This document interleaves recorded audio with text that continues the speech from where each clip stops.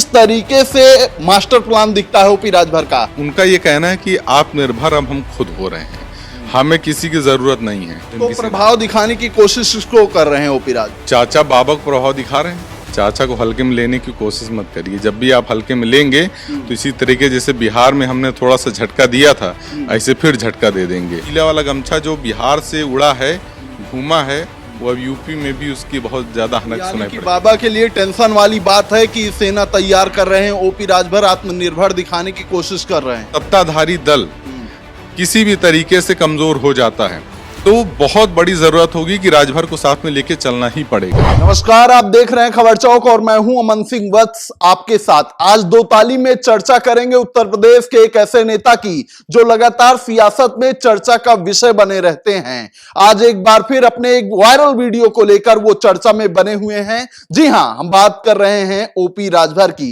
राष्ट्रीय सुहेलदेव सेना को तैयार करते हुए एक वीडियो में ओपी राजभर दिख रहे हैं। तो ओपी राजभर का मास्टर प्लान क्या है, इसी पर दो ताली में चर्चा करेंगे अपने सहयोगी से। किस तरीके से मास्टर प्लान दिखता है ओपी राजभर का, क्योंकि इसके पहले घोसी चुनाव को लेकर बयानबाजी उनकी चर्चा में रही। अब सुहेलदेव सेना तैयार कर रहे हैं, आरएसएस इसका नाम दिया है। क्या लगता है, क्या है मास्टर प्लान इनका? देखिए, पीले गमछा वाले चाचा का मास्टर प्लान जो है वो मोदी जी से प्रभावित है। मोदी जी ने कहा था ना कि आत्मनिर्भर भारत, तो अब बाकी किसी लोगों ने ज्यादा गंभीरता से इस बात को लिया नहीं। देशवासियों ने लिया, लेकिन राजनीतिक पार्टियों ने ज्यादा गंभीरता से नहीं लिया। तो पीले गमछा वाले जो चाचा हैं उन्होंने बहुत ज्यादा गंभीरता से ले लिया। तो उन्होंने सबसे पहले तो अपनी बयानबाजी से, आप देखिए बिहार चुनाव में और घोसी का जो चुनाव होने वाला है इसके पहले भी जिस तरह की बयानबाजी कर रहे हैं, वो उनका ये कहना है कि आत्मनिर्भर अब हम खुद हो रहे हैं, हमें किसी की जरूरत नहीं है। अब इतना ज्यादा मतलब अपने आप को पावरफुल वो बना रहे हैं कि उन्हें ये ना लगे कि मतलब स्टेपनी के तरीके बस साथ में लिए रखें। भैया मेरा प्रभाव है, हम ऐसे ही नहीं हैं, अपना एक वर्चस्व है और उस वर्चस्व के दम पे आपकी पार्टी के साथ में है। तो इसीलिए अब देखिए बीजेपी के बैकअप में कौन खड़ा है, आरएसएस खड़ा हुआ है, तो वो भी अपना बैकअप तैयार कर रहे हैं। और नाम देखिए, संयोग से नाम भी उनका आरएसएस ही निकल के आ रहा है। तो प्रभाव दिखाने की कोशिश इसको कर रहे हैं ओपी राजभर। अब चाचा बाबा को प्रभाव दिखा रहे हैं। एक चाचा और भी हैं, वो भी प्रभाव दिखाते रहते हैं बीच बीच में अपनी ही पार्टी में। तो ये वाले जो चाचा हैं ये बाबा को प्रभाव दिखा रहे हैं और ये दिखा रहे हैं कि देखो हम चाचा चाचा हैं। चाचा को हल्के में लेने की कोशिश मत करिए। जब भी आप हल्के में लेंगे तो इसी तरीके जैसे बिहार में हमने थोड़ा सा झटका दिया था, ऐसे फिर झटका दे देंगे। और जिस तरीके से वर्चस्व अपना बना रहे हैं ना, अपना पावरफुल, अपना कद जिस तरीके से बढ़ा रहे हैं, तो 27 का जब चुनाव होगा तो आप उनको नजरअंदाज नहीं कर पाएंगे। आप ये नहीं कह पाएंगे कि चाचा तो हल्के हैं, इनको हटो पार्टी से निकाल लो। चाचा दूसरी पार्टी में चले जाएंगे। अब तो चाचा के पास बैकअप भी हो गया है, सेना तैयार हो गई है।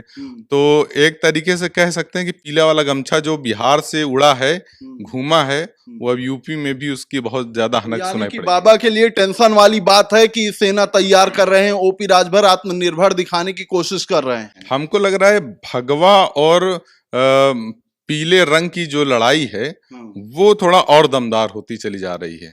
अभी तक केवल एक रंग की बात हो रही थी, भगवा भगवा भगवा। तो चाचा ने कहा कि नहीं नहीं नहीं, एक रंग से काम नहीं चलेगा, अब भगवा के साथ पीला रंग भी चलेगा। तो अब पीले रंग को और मजबूत करने की कोशिश की जा रही है और ये रंग जितना मजबूत होगा लोकतंत्र भी उतना मजबूत होगा, मुझे लगता है। क्योंकि पीले वाले चाचा केवल अपनी नुमाइंदगी नहीं कर रहे हैं, वो अपने साथ और जो समाज के लोग हैं उनको भी आगे बढ़ाने की कोशिश कर रहे हैं। उनके लिए एक ऐसा लीडर तैयार करने की कोशिश कर रहे हैं जो उन लोगों की बात जो है सदन के पटल पे रख सके। काशीराम जी ने भी एक ऐसे ही सेना बनाई थी, प्राइवेट आर्मी जिसे कहा जाता था। क्या लगता है इस प्राइवेट आर्मी का ओपी राजभर वाले प्रभाव पड़ने वाला है आने वाले दिनों में सियासत पर?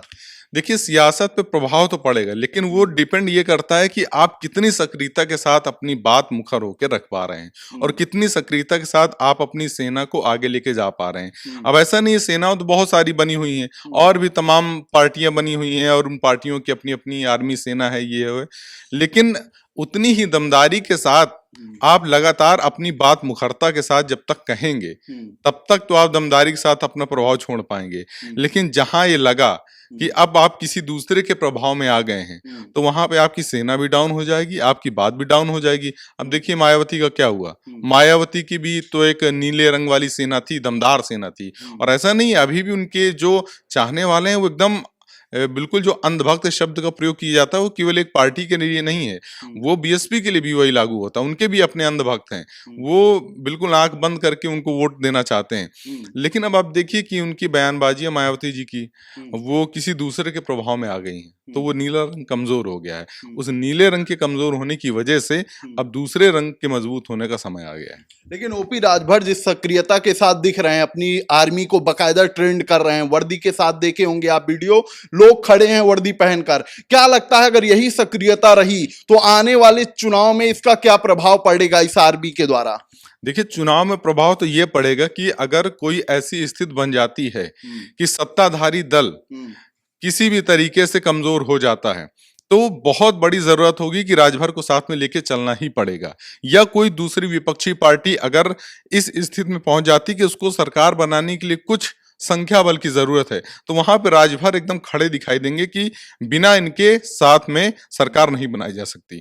तो जिस तरीके से वो अपने आप को मजबूत कर रहे हैं ये बहुत अच्छी बात है, मजबूत करना भी चाहिए अपने आप को जितनी तेजी से कर सकते हैं, क्योंकि 2027 की विधानसभा चुनाव में बहुत समय नहीं है। इसके पहले जो छोटे घटक दल हैं, जो छोटी पार्टियां हैं, जो छोटे नेता हैं, जिनके पास बहुत संख्या बल नहीं है, बहुत विधायक नहीं है, वो अपने आप को जितना मजबूत करेंगे उतना उनके लिए बेहतर होगा।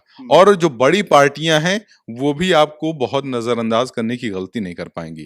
तो ये बहुत जरूरी चीज है। बिल्कुल। तो हमारे सहयोगी की साफ तौर पर ये राय है कि जिस तरीके से अपनी प्राइवेट आर्मी को तैयार करते दिख रहे हैं ओपी राजभर, कहीं ना कहीं से यह एहसास करा रहे हैं कि हम भी मजबूत हैं, आत्मनिर्भर हैं और स्वयं में कोई भी मुकाबला करने के लिए सक्षम हैं। फिलहाल आज की दो ताली में इतना ही। ऐसी खबरों को आपके बीच में लेकर हाजिर रहेंगे, तब तक देखते रहिए खबर चौक। कैमरा पर्सन अभिजीत के साथ Aman Singh Vats, Lucknow. New Public Inter College Lucknow, admission open. For more information call 0522 282232 और 7755 089585।